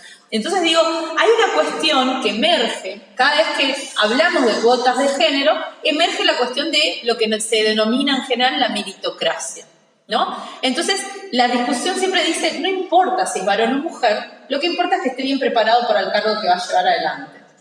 Esto asume que los varones son geniales y excelentes porque nos han gobernado toda la vida, que no se equivocan, que no son corruptos, que vienen con diplomas, con trayectoria. Bueno, déjenme dudarlo, ¿no? También asume que las mujeres no están preparadas, que la única manera que una mujer esté en política es porque tiene alguna relación sexual con algún varón o porque es la hija, amante, sobrina, prima, tía de algún varón o porque está acomodada por algún motivo, o porque pagó, ni idea, pero asume que las mujeres no pueden, no tienen capacidades. Bueno, esto no solo que es un prejuicio instalado y muy malo, sino que de alguna manera también nosotras revisando en la Argentina cómo se componen, por ejemplo, los grupos de trabajo, algunos ministerios, de algunas oficinas municipales, etcétera, encontramos, y hay muchos estudios sobre esto que se pueden encontrar en internet, que en general las mujeres que son la secretaria del intendente o del jefe municipal tienen más trayectoria, más diplomas y más años de experiencia que ese jefe municipal. En general ese jefe municipal terminó la secundaria y empezó una carrera universitaria que abandonó y la mujer tiene una carrera universitaria, un posgrado, no sé qué. Él tiene 8 años de trayectoria, ella quizás tiene 15. Quiere decir que en general las mujeres son las secretarias y las empleadas de varones con menos calificaciones que ellas. Aunque el prejuicio nos dice que ellas no estarían preparadas. Pero el otro punto es la meritocracia que yo os decía. Nosotros asumimos que partimos todos de la misma base y que entonces parece que depende del esfuerzo personal. Y si a uno, y esto funciona para todo, ¿no? Funciona también para el mercado. Si uno no se esforzó lo suficiente, tiene un mal trabajo, tiene un mal salario, no va a llegar a ningún cargo importante. Como si todos partiéramos de una base en la que estamos igual. Como si no hubiera diferencias entre gente pobre que se levanta todos los días muy temprano a la mañana y se esfuerza y trabaja muchísimo, mientras algunos ricos se levantan también seguramente muy temprano a la mañana y se esfuerzan la misma cantidad, pero ese esfuerzo no pareciera valer tanto como el otro. Y nosotros en la meritocracia además solemos ver, tiene diplomas en la universidad, no sé qué. Bueno, claro, tenías una familia que te pudo pagar los estudios y el viaje, las clases de inglés y de literatura, y hay otra gente que tiene que trabajar mientras estudia para poder pagarse los apuntes, el transporte, la comida. Digo, la meritocracia nos hace pensar que todos partimos del mismo lugar y que entonces la carrera a la que llegamos depende de cuán rápido corremos. En general, por lo menos yo voy a hablar desde Latinoamérica, que es lo que conozco. Nosotros en Latinoamérica convivimos con estructuras de desigualdad profundas. Hoy en la Argentina, el 40% de los y las jóvenes menores de 15 años viven en un hogar pobre. Esto quiere decir que el 40% de las personas jóvenes de hoy tiene problemas para ir a la escuela, para comprarse libros, para pagar por alguna clase extra que quiera tomar, para comprarse un par de zapatillas para jugar al fútbol. Entonces, ese 40% no está en las mismas condiciones que el otro 60% que tiene dinero para ir a la clase de inglés, para comprarse las zapatillas, para hacer deporte, para pagar una universidad, para viajar por el mundo y conocer otras culturas. Entonces, ¿cómo medimos esos esfuerzos? Bueno, y a eso sumémosle la cuestión de género que veníamos charlando, ¿sí? Si, como decimos, de esas mujeres jóvenes, además, en la Argentina la estadística dice, cada 5 minutos nace el bebé de una madre adolescente, esto es menor de 20 años, cada 5 minutos. O sea, mientras estuvimos acá nacieron no sé cuántos bebés ya, ¿no? Y cada 3 horas nace el bebé de una niña menor de 15 años. En general, casos de abuso. Entonces, si nosotros tenemos esas estadísticas en la cabeza también, sabemos que hay muchas mujeres jóvenes que no solo están en la pobreza, sino que además tienen que cuidar a sus propios hijos pequeños y que tienen muchas menos oportunidades todavía. Entonces, cuando hablamos de cuotas de género, la cuota en sí misma es una acción afirmativa, pero obviamente tiene que venir acompañada de un montón de otras cosas, ¿no? De estas políticas que vos mencionabas, políticas de conciliación de la vida laboral y familiar, porque después lo que pasa, si no, es que se hacen famosas las fotos de las diputadas que están amamantando en el Congreso. En la Argentina pasó con Victoria Donda, en Chile con Camila Vallejos, fotos que circularon por el mundo diciendo, ay, mira, qué madre más preocupada que tiene a su hijo en el medio de la sesión parlamentaria. Bueno, pero eso pasa también porque es difícil compatibilizar la maternidad con ejercer cualquier cargo público. Entonces, si queremos cuotas de género. Yo soy una firme defensora de las cuotas de género en esta sociedad desigual y que las mujeres le ponen tantos obstáculos por delante. Pero las cuotas solas no funcionan. Las cuotas tienen que venir acompañadas de espacios de trabajo que permitan que las mujeres puedan desarrollarse al igual que los varones, de licencias de maternidad y paternidad extendidas, ¿sí? De capacidades y facilidades para la formación, para que estas mujeres puedan desarrollarse, y también de algunas discusiones que nos debemos más profundas acerca de estas cosas que les decía que en México las compañeras relevaron, de esto de asumir que las mujeres no tienen capacidades para gobernar. Fíjense que incluso si una mujer, yo le voy a poner el caso, estoy viviendo en Estados Unidos, les pongo el caso de la última campaña electoral entre Donald Trump y Hillary Clinton, ¿no? Hillary Clinton, cada vez que tenía que hacer campaña, ella misma contaba que tenía que dedicar, no sé, 40 minutos a estar vestida, ¿no? A maquillarse bien, iba en el auto con 4 trajecitos diferentes, porque no se puede vestir de la misma manera una mujer cuando va a una cena de beneficencia, que sea una escuela, que sea un acto público. Un varón se va con un traje y listo, ¿no? Está perfecto. Y no solo eso, sino que si ella en algún momento se mostraba emocionada y lograba soltar una lágrima, iba a ser causal de que es una mujer débil y que no está preparada para gobernar. En el caso de Cristina Fernández de Kirchner, la presidenta de la Argentina, está loca, es muy emocional, la gobiernan sus hormonas y sus pasiones. Ella misma en una entrevista dice, a mí siempre me gobernaron más que las hormonas, mis neuronas, ¿no? Pero para las mujeres es muy fácil, es muy emocional, está indispuesta, está en esos días, ¿no? Menstruando, entonces está loca, entonces está gritando y está enojada porque está en esos días. Entonces, sobre las mujeres en general hay muchos de estos juicios, y sobre los varones, un varón que se planta y habla y dice qué capacidad de liderazgo, pero qué hombre más seguro, pero qué ambicioso que es, pero cómo está dispuesto a dejar todo por lograr ese objetivo. Y si se logra largar una lágrima, como Obama, en el caso de la campaña de Hillary Clinton, que tuvo en un momento un acto político y no sé qué, lo emocionó y logró una lágrima, esa lágrima fue tapa de todos los periódicos en Estados Unidos y era el presidente sensible. En el medio estaba lanzando una guerra en Siria, ¿no? Y drones atacando. Pero era el presidente sensible.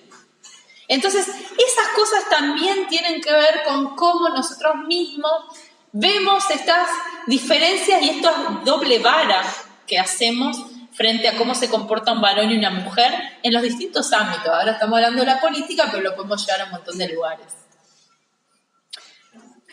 Dos comentarios de estas cosas que habéis hablado. Primero, con respecto a las cuotas, yo estoy totalmente de acuerdo con Mercedes. Fijaros que Sin embargo, el término cuota me parece inadecuado. O sea, yo creo que más bien, fijaros, por ejemplo, con datos de la Complutense, si tenemos que en las carreras se gradúan más chicas que chicos, sacan mejores notas las chicas que los chicos, hacen más el doctorado las chicas que los chicos. En las categorías más precarias de profesorado hay más profesoras que profesores. Y, sin embargo, catedráticos tenemos un 90 y pico % de hombres frente a menos del 10% de mujeres.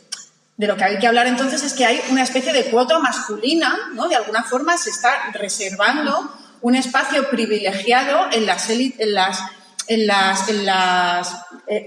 capas altas de la jerarquía.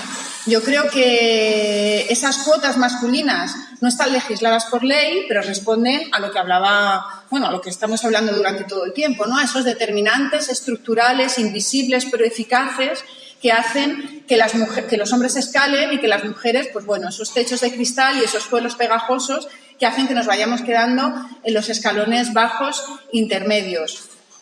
Frente a eso, pues lo que decía ella, yo creo que la economía feminista y las propuestas políticas tienen que atacar a esos determinantes estructurales y ahí, pues, reorganizar el sistema de cuidados es indispensable para que pueda haber igualdad económica en todos los planos y mientras, en el camino, por supuesto, esas mal llamadas cuotas femeninas, que yo las llamaría, pues, garantías de equidad en todos los escalafones. O sea, es que yo no las llamaría cuotas, pero efectivamente se llaman cuotas y estoy de acuerdo con ellas como medida transitoria. De lo que hablabais antes del PIB, ella lo ha comentado por encima, pero también yo creo que en una facultad de economía es especialmente interesante el debate, que sepáis que ella lo ha dicho, ¿no? El tema de cuantificar y monetizar todo el trabajo reproductivo y todos los trabajos de cuidados es algo muy polémico dentro del feminismo. Bueno, muy polémico o algo que despierta controversias, aunque sea con dos frases sí que me parece interesante que visualicéis por qué, ¿no? Fijaros que de una forma podríamos decir que es un método eficaz para que se visibilice y se valore socialmente todo ese trabajo invisible y desprestigiado, ¿no? Podríamos decir, bueno, si lo único que entiende nuestra sociedad es el lenguaje monetario, pongamos precio y cuantifiquemos en términos de PIB, que parece que es el único lenguaje que entendemos, de qué cantidad de recursos y de qué cantidad de trabajo estemos hablando. La otra lectura es hasta qué punto nos tenemos que resignar a que la única forma de que valoremos socialmente esos trabajos y esas actividades sea monetizarlas. Por dos cuestiones, ¿no? Primero, porque podemos decir que desde un punto de vista ético pues nos estaríamos rebajando, ¿no? Estaríamos diciendo, bueno, la única forma que tenemos de que socialmente se valore el trabajo de cuidados es que sepamos que cuesta mucho dinero, que costaría mucho dinero si tuviéramos que pagar por él. Y por otro lado, estaría abriendo la puerta o estaría abriendo el debate a su resolución por vía de mercado, ¿no? Es decir, si lo que estamos haciendo es cuantificarlo y traducirlo en demanda monetizable, pues podríamos pensar que entonces es el mercado, ¿no? que la solución, podríamos decir, sería definitivamente convertir en mercancías y convertir al mercado en la forma de satisfacer esa demanda, ¿no? Yo creo que desde el punto de vista ético y político, pues tendríamos quizá que dar una vuelta a cómo conseguir que socialmente se valoren cosas que no cuestan dinero, pero que valen mucho más que el dinero, ¿no? Y que no sea pagar por ellas la única forma de darles esa importancia. Pero un poco que esas posiciones están ahí. No sé si hay más preguntas. Hola, soy de Guatemala y me pareció muy interesante que mencionaras lo del aborto en Argentina porque exactamente 2 semanas después de que el Senado no aprobó el aborto legal en Argentina, en Guatemala una diputada, a causa de la violación de una niña de 13 años que tuvo que parir trillizos, propuso que se legalizara el aborto en casos de violación y toda la Cámara de Diputados se le vino encima y una marcha ridícula nacional provida y bueno, y 2 meses antes de de eso, yo tuve la oportunidad de viajar a el área rural del país y vi que las mujeres estaban trabajando en el campo, pero no me parecieron las condiciones adecuadas para un ser humano trabajar en el campo. Y después me acerqué a una de esas mujeres y le pregunté y me dijo que sí, que los empresarios les habían ofrecido trabajo a las mujeres, que estaban ayudando mucho al empoderamiento femenino. Y después ella me contaba que tenía que ir a hacer todos los labores domésticos en su casa, y los labores domésticos en la casa, de campo, en Guatemala, es ir a cortar leña y agregarle ese doble peso, ¿verdad? O sea que en realidad el empoderamiento femenino y la ayuda femenina no se estaba dando. Entonces, yo creo que el mundo, o Guatemala, o Latinoamérica, tiende a ser desigual, y sinceramente me preocupa que los movimientos feministas que no se están entendiendo de la manera que se tenga que entender, también perjudiquen a la desigualdad, porque se ha visto en dos casos, porque el aborto, que era algo que nunca se había tocado en Guatemala, se tocó y para prohibir, para peor. Entonces, ¿qué se hace en esos casos de los países que somos pobres y que todavía no tenemos una dimensión y que no, o sea, ¿cómo se hace para...? Yo soy feminista y lo acepto, pero yo estoy estudiando aquí y tengo la oportunidad que no tienen miles y millones de personas en mi país. Pero ¿qué se hace para llevar estas ideas y que no afecten? Porque sinceramente lo están haciendo. No sé si logré hacer mi pregunta. No sé si lograremos responder tu pregunta, claro, pero la hiciste perfectamente. Ese es el problema. Bueno, yo no tengo una respuesta mágica, ahora a ver si Mercedes la tiene. Tampoco, creo que tampoco la va a tener. Pero sí decirte que en ningún sitio la lucha feminista ha terminado, y en ningún sitio la lucha feminista ha sido rápida, ¿vale? Ni fácil.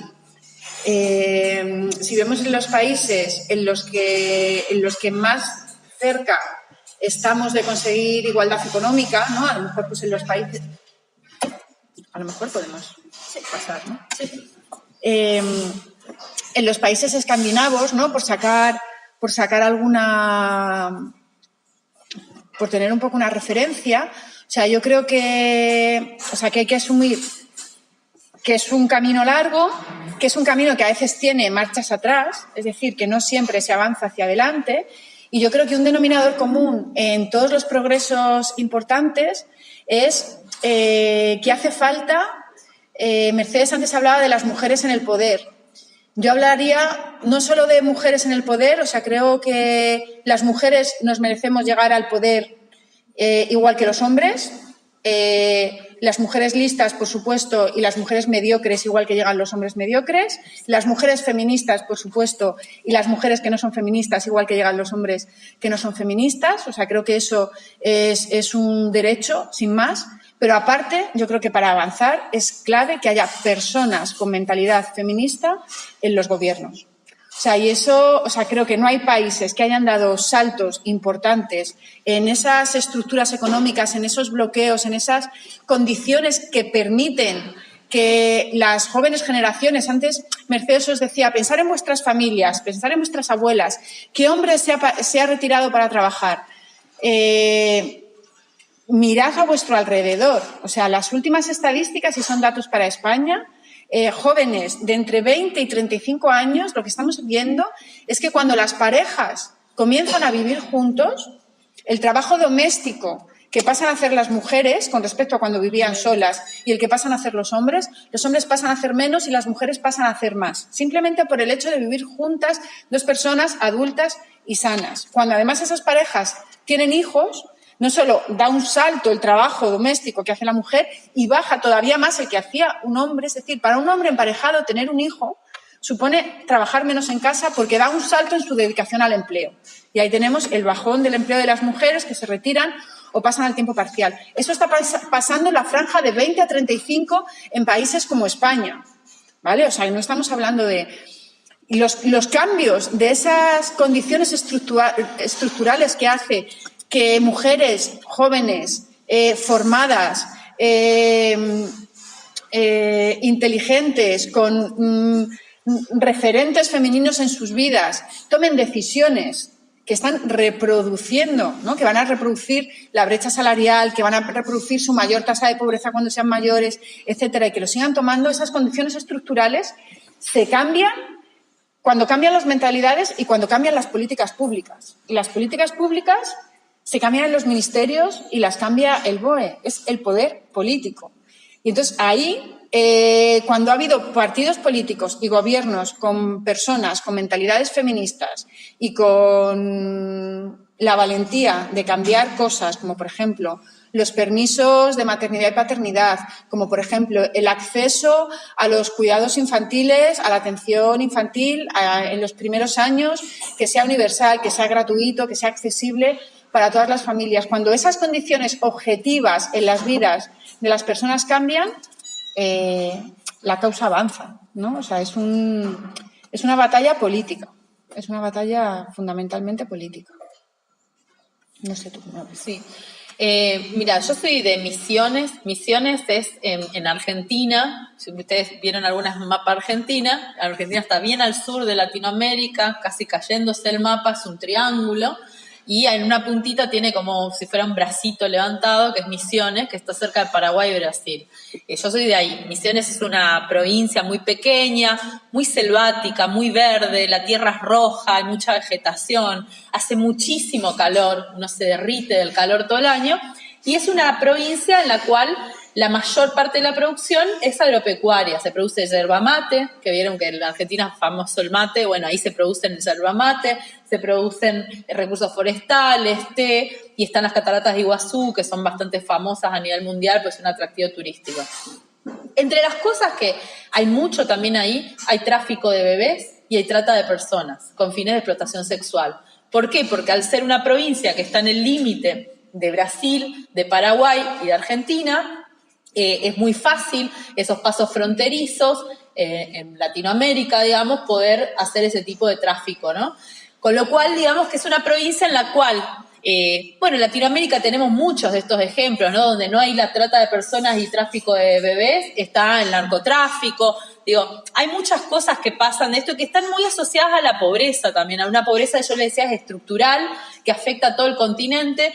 Y esto es una fantasía, ¿no? Porque la desigualdad existe en todo el mundo, existe aquí en Europa, así como existe en Latinoamérica, pero la diferencia quizás es que en Latinoamérica la desigualdad es una cuestión estructural, es decir, está a lo largo del tiempo y desde el principio. Nosotros convivimos con una desigualdad muy grande, con unos grandes niveles de pobreza, grandes niveles de desempleo e informalidad, y en Europa pareciera que aparece cada tanto la desigualdad. Por ejemplo, en la crisis del 2008 aquí, después de las hipotecas estadounidenses, hubo una crisis más fuerte en donde un montón de personas quedaron sin trabajo, desempleadas, y se empezaba a ver con más preocupación este conflicto, ¿no?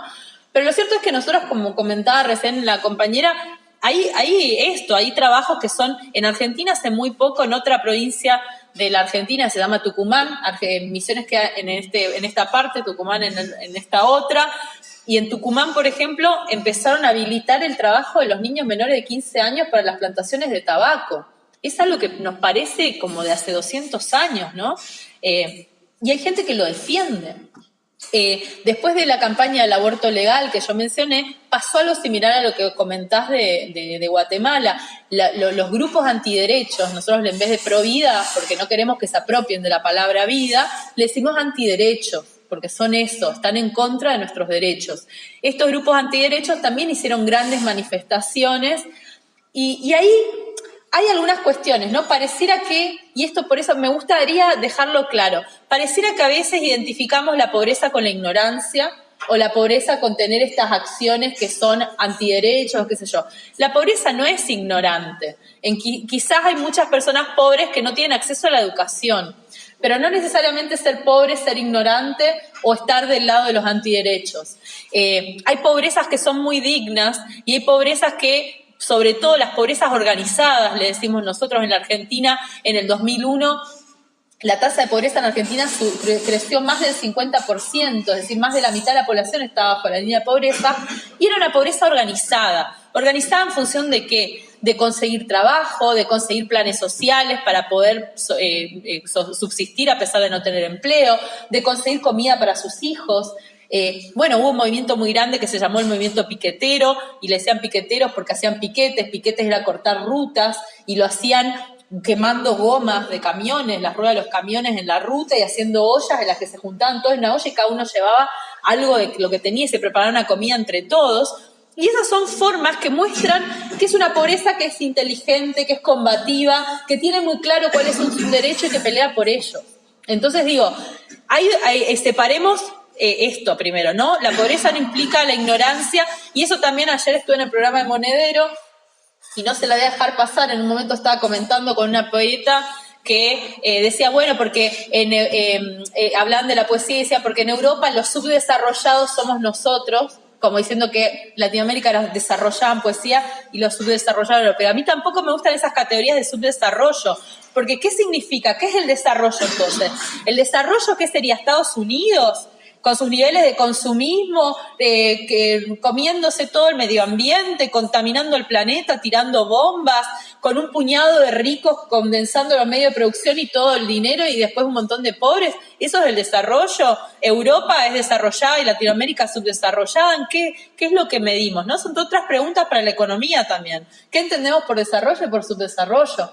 Al margen de eso, se suele hablar de Latinoamérica como subdesarrollada. Yo creo que hay, sí, pobreza estructural, que hay en muchos países una pobreza que se organiza por sus derechos y pelea, no siempre con éxito, que realmente hay países en los cuales hemos avanzado mucho en conquistas. En la Argentina, por ejemplo, hay conquistas sociales importantes como es la asignación universal por hijo. La asignación universal por hijo es una cantidad de dinero que obtienen las personas más pobres para poder pagar la educación de sus niños y niñas, y que entonces es un monto de dinero que reciben todos los meses, y eso se empezó a aplicar en el año 2007, y hay un antes y un después de esa política.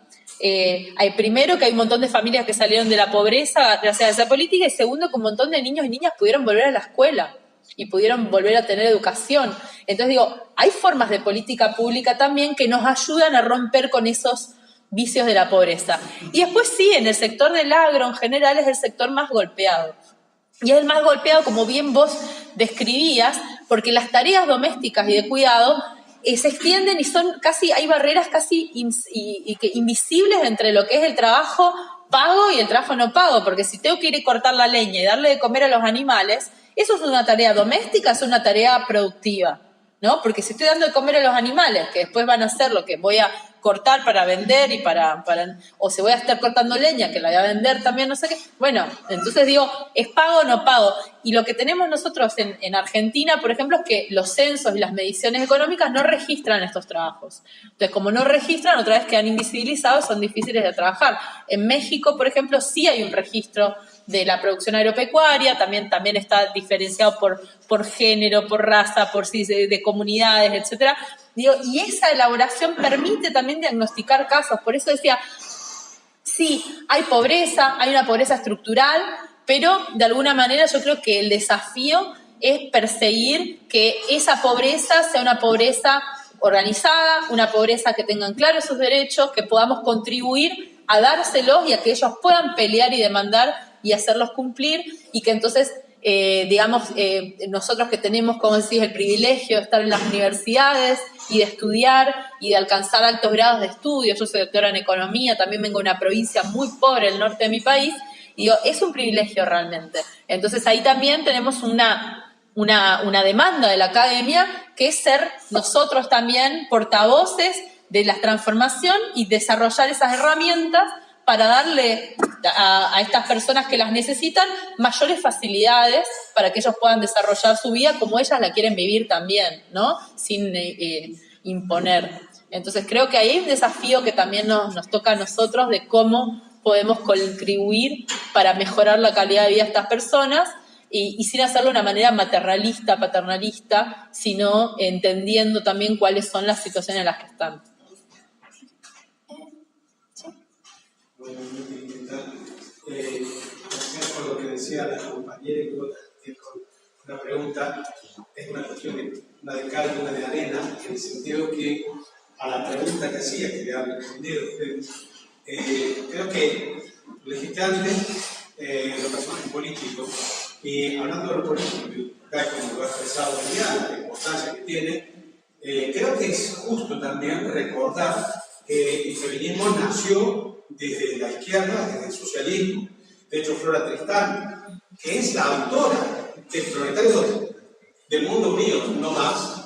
De hecho, Marx le dedica un reconocimiento de la Sagrada Familia y Engels también a esto, que evidentemente es muy importante, pero también, digamos, en el sentido de reivindicar la importancia de que hay que ver esto, pero por otra parte también de que en última instancia, y ahí decía la de Arena, que en última instancia, y es verdad que también las primeras ministras que hubo en Europa y en el mundo fueron del gobierno bolchevique, es decir, Alexandra Kollontai y otra que no recuerdo, aunque también hay que reconocer que el gobierno bolchevique era un machirulo, en el sentido de que en algún momento hizo algunos comentarios que realmente decían, bueno, se dedica demasiado Alexandra a trabajar con la gente en cuestiones feministas, en vez de estar en unas trincheras ahí luchando por las cuestiones de pan, podríamos decir, prioritarias, ¿no? En ese sentido, la de Arena, no sé si esta es la de Arena o la de Carlos, decía, bueno, también tenemos que hacer autocrítica, seguramente, la izquierda son todos los hombres de la izquierda que seguimos necesitando mejorar, ¿no? Seguimos necesitando mejorar en el asumir claramente esto, en el sentido de lo que ha señalado, incluso los gobiernos progresistas, que en última instancia no dejan de hacer esto, porque en última instancia también no hay ese reconocimiento, ¿no? Digamos, seguramente esto de que por ejemplo en un unido que puede parecer trascendente, nadie está, todo el mundo se dice a Marx reconoce aflora esto en su trabajo, pero no lo hacemos a la izquierda. Por lo tanto, creo que quizás la pregunta es esa, si realmente todavía estamos muy, digamos, muy atrasados en los sectores progresistas que efectivamente creemos hacer el cambio, que lo que reivindica Viviana, y por lo tanto, que más que lleguen personas con mentalidad feminista al poder o a los lugares de poder, lo que hace falta es que lleguen mujeres, más mujeres, que realmente, hombres, ¿por qué? ¿Por qué digo esto? Porque al fin y al cabo, con todas las limitaciones que puedan tener los hombres, las mujeres, chicos, perdón, al revés, con todos los atributos pro-feministas, no dejamos de ser machistas porque estamos estructuralmente formados. Bueno, pero no mujeres a secas, mujeres feministas. Sí. Ahí está bien. Perdón, una cuestión, quiero decir que por cuestiones de tiempo no podemos contestar a muchas más preguntas.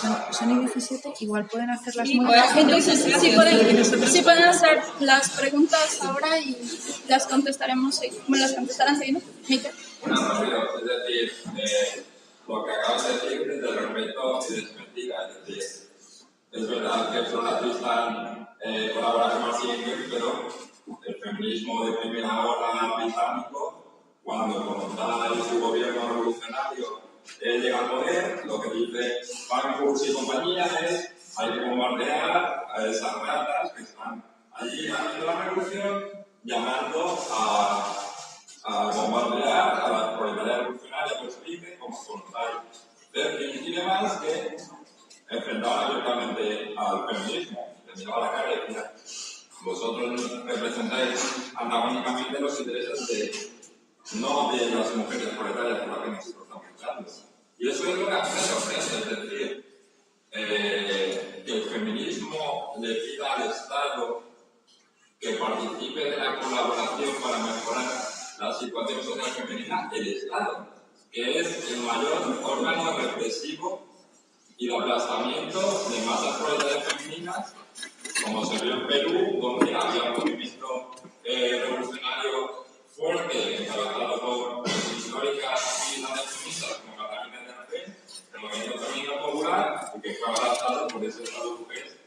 que ahora se les da tantas esperanzas. Solo 30 fue anterior a más, nada más. Fue anterior a más. 1955 murió. Bueno, yo en la parte de pasar el debate, quisiera volver a ese tema de la Constitución como una de las actividades públicas que están más complejas, por lo que implica para las mujeres en su mayoría, pero sobre todo por los problemas estructurales, políticos y económicos que venían desde hace mucho tiempo.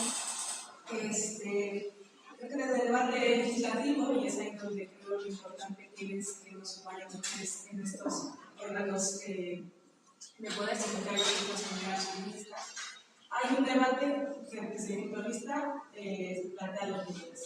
Una es prohibirlo, ¿no? Prohibir la prostitución para intentar así eliminar el problema. Desde mi punto de vista, en una línea bastante simplista, insisto, el problema de la prostitución. Y la otra línea es incorporarlo a la actividad productiva como trabajo legal, donde las mujeres pueden tener acceso a sindicatos y donde las mujeres pueden tener acceso a una cotización y así tener acceso a una justicia laboral. Entonces, creo que también desde el feminismo está este debate sobre la mesa. Quería ver cuál es tu opinión, si te posicionas en una de estas dos líneas de acción o propones alguna otra mirada más feminista. Estaba Ricardo, ¿no? Me parece. Yo quería hacer más un poco de la economía, pero que creo que hay un poco de idealismo, en el sentido de cómo la soberanía del consumidor. Tú lo ves y parece que las empresas viven porque venden un producto que la gente consume, y eso es lo que permite que se sostengan. Cuando en realidad las empresas no deciden sus inversiones por la demanda que van a cubrir, sino por la rentabilidad. Es decir, por ejemplo, cuando se da la crisis, evidentemente, la rentabilidad que se hace en casa, pues la gente se desocia, y en casa por ahí, ¿no? Creo que, por ejemplo, la división sexual del trabajo se deja de aquí. La división sexual del trabajo no es algo que inherenta al desarrollo de las sociedades. Es decir, es algo que surge cuando una actividad que se organiza socialmente. En un primer momento tiene por qué ser algo celebrativo. Luego sí que hay una preocupación cultural por el hombre que hace que realmente se va a subordinada a la sociedad. Y eso dentro de cada sistema se trama de una manera diferente. Ahí en el sentido de cuando el lema es de producir sin mí, yo creo que no destruye el capitalismo, sino destruye la sociedad en sí. Porque no se puede producir, eso es importante entenderlo. De hecho, por ejemplo, Davis en su libro de mujeres, no estoy diciendo que buscar los sensibles, sino son ideas que me surgen a la cabeza siempre cuando a lo mejor he ido a un proyecto feminista o he escuchado alguna ponencia de economía feminista. Por ejemplo, la idea de Davis también en su libro Mujeres Anticlase muestra claramente cómo las relaciones patriarcales dentro de las familias esclavistas era totalmente diferente. Había una posición de subordinación de la mujer respecto a la mujer. Producía igual más que en el campo y encima, respecto al patrón, tenía que tener una solidaridad que las familias fuera de ese clave no tenían que tener, ¿no? Entonces, a partir de aquí, en la división de trabajo dentro del sistema capitalista se siente una estructura de clase. Y yo creo que partir de la estructura de clase para entender cómo funciona el sistema y cómo perjudica eso a la mujer en concreto, a la gente racializada, a los homosexuales, etc. Porque si no se parte de ahí, no se entiende nada. Y no es que vosotros seguro, como Viviana, por ejemplo, se quedan campesinos y se parte de ahí porque la conozco perfectamente. Pero sí que es verdad que cuando tú haces un discurso, construyes sin decir eso es importante. Por ejemplo, has dicho que lo de la cuestión del aborto, que no es una cuestión económica, es una cuestión de clase. O sea, no es una cuestión económica de poder pagar. Claro, es eso, pero eso es una cuestión de clase. Es decir, a una mujer burguesa que no es aborto, no le va a dar igual. Eso es importante entenderlo. Y respecto a la crítica o que me traéis un poco de duda, a ver si podría ser, por ejemplo, el trabajo reproductivo, ¿no? Que es el trabajo reproductivo que es lo que produce la fuerza de trabajo, por lo tanto tiene un valor, no es tan improductivo como se suele decir. Pero eso se puede aplicar, por ejemplo, al trabajo del Estado, es decir, las empresas invierten para la innovación de los ocasiones para la rentabilidad, y de hecho muchas muchas veces la hace la esfera pública, es improductiva y de ahí se asocia a la esfera privada. Es decir, lo mismo que pasa con el trabajo de las mujeres pasa con otros tipos de trabajo y de eso. Y lo que quiero decir con esto no explica el funcionamiento del sistema capitalista. Lo importante del trabajo es el trabajo en valor de cambio, no valor de uso. Se confunde constantemente el valor de uso, que sería el trabajo improductivo en este caso, de una mujer, con valor de cambio. Y dentro del sistema capitalista lo importante, y por eso es la economía política, lo que se decide poner a luz, es el trabajo mercantil, en el sentido productivo, pero es que la producción igualía. No porque se excluya al otro.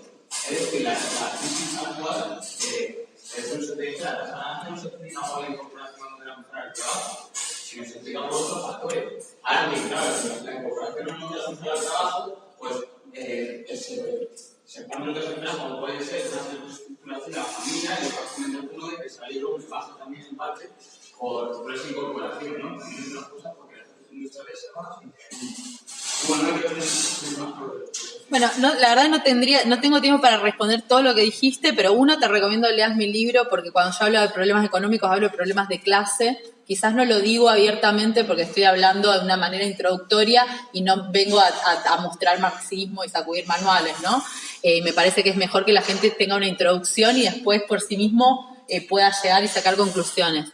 Pero sí, por eso justamente puse el ejemplo de que las pobres abortan con perejil y las ricas pueden pagarse abortos clandestinos, y no me gusta usar la palabra burguesa porque me parece ya carga de contenido y me parece que expositivamente yo prefiero hacerlo de otra manera. Ahora, si lees el libro vas a encontrar bastante lo que planteas. Lo otro es con respecto al valor de uso, valor de cambio, es una discusión bastante larga como para tenerla ahora, pero te recomiendo leer a Silvia Federici. Silvia Federici justamente habla de la discusión en la segunda ola feminista acerca de que las mujeres cuando hacen trabajo reproductivo y no tienen un salario, entonces quedan fuera de la lucha de clases, en tanto y cuanto la lucha de clases entiende que es el trabajador versus el capitalista, ¿no? Y entonces, si le pagáramos un salario, de alguna manera las mujeres se convertirían en asalariadas y podrían participar de esta cosa. Y ella misma, después de mucho tiempo, dice que es una de las consignas y reclamos menos entendidos del feminismo y que da lugar a todo tipo de discusiones y que tampoco, como recién mencionaba Viviana, tenemos el interés de alguna manera en mercantilizar relaciones que están fuera de la órbita del mercado. Entonces digo, hay una discusión muy larga ahí, yo no me voy a meter con el valor de uso, valor de cambio, no sé qué, pero sí me parece que es interesante, y retomando a Federici, ella dice una frase que me gusta mucho, que dice, eso que llaman amor es trabajo no pago, atendiendo a toda esta situación de que las mujeres parecía que si no hacemos los trabajos no pagos, no somos amorosas y no sé qué. Y de alguna manera el libro se llama Revolución en punto cero.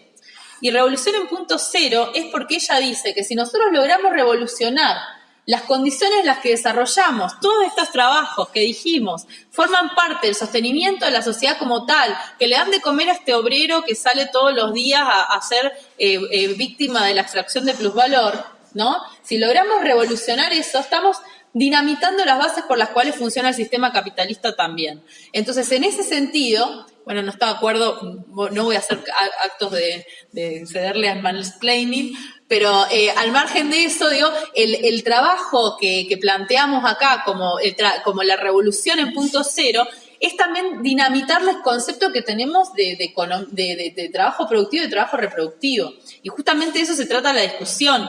Y de eso también se trata la discusión que tiene el feminismo marxista con el marxismo tradicional. Es decir, dentro del marxismo, el único que hace hincapié sobre esta discusión es Federico Engels, cuando habla de la familia y de la propiedad privada, y cuando agarra y empieza a discutir acerca del rol de las mujeres en el sistema productivo y dice que las mujeres no van a poder ser liberadas en el sistema capitalista tampoco porque están oprimidas por los patrones del patriarcado. Entonces las mujeres tienen una doble opresión, tienen la opresión del sistema patriarcal y la opresión del sistema capitalista.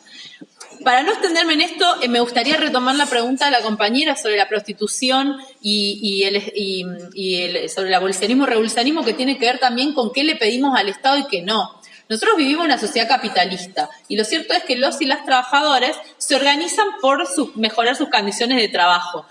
Algunos sectores de los trabajadores se organizan para transformar el sistema, por la revolución o por lo que tengan en la cabeza o en sus deseos o en sus íntimos discusiones movimentistas, y otros se organizan por mejorar condiciones laborales. Y algunos piensan que ese es el camino también a la revolución.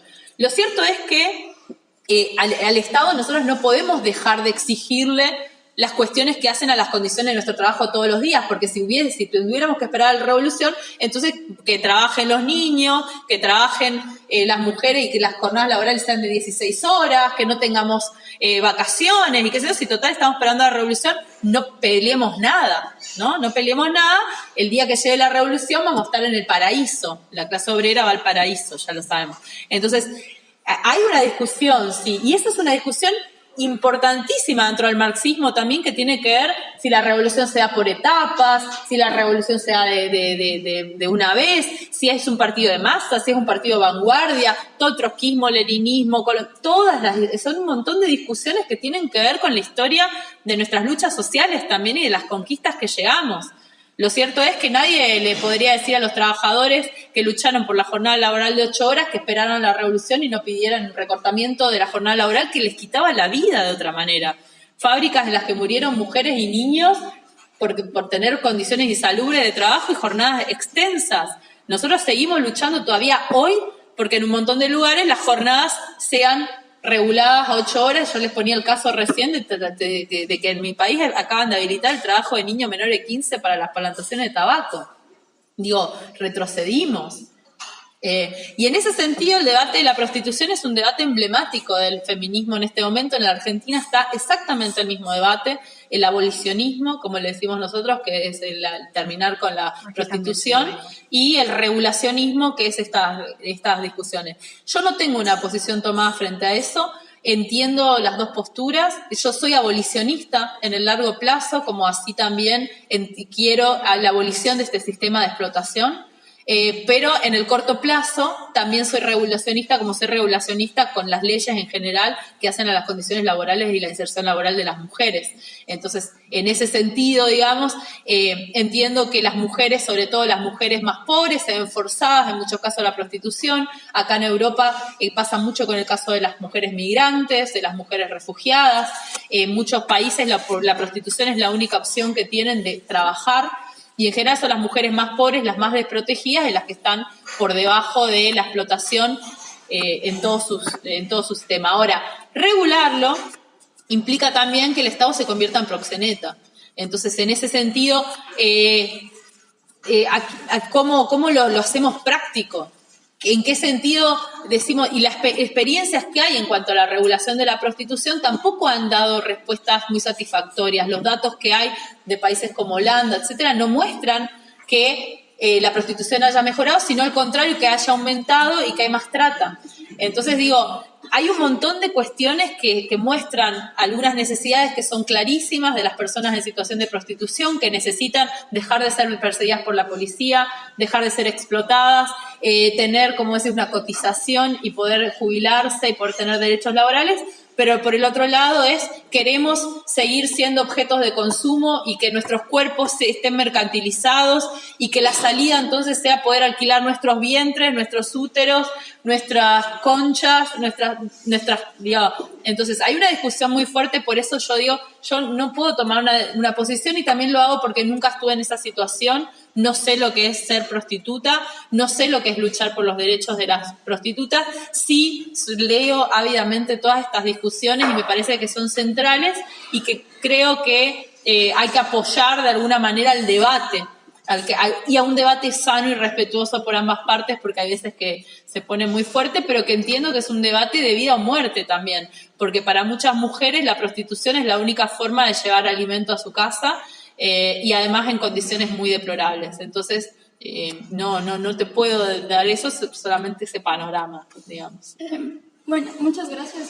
Primero quiero reiterar mi agradecimiento a Viviana Mercedes y espero que haya sido un tema que no se quede aquí, que se pueda seguir desarrollando a nivel personal por todos nosotros, ya que tenemos pocas herramientas en la universidad para desarrollar este tema como parte del currículum. Así que muchas gracias a todos. Gracias.